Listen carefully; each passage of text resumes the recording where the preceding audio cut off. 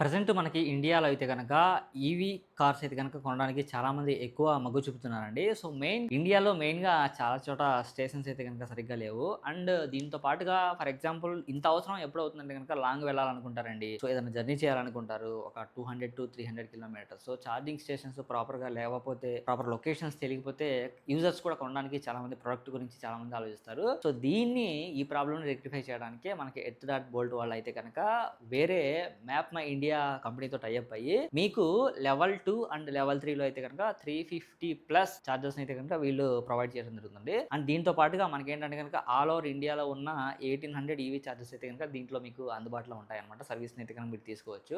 హ్యాపీగా ఫీల్ అవ్వాల్సిన విషయం అండి.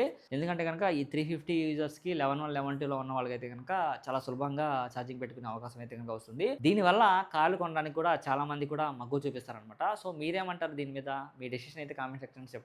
అండ్ ఎవరైనా మన ఛానల్ కొత్తగా చూస్తుంటే తప్పకుండా సబ్స్క్రైబ్ చేసుకోండి. Thank you so much.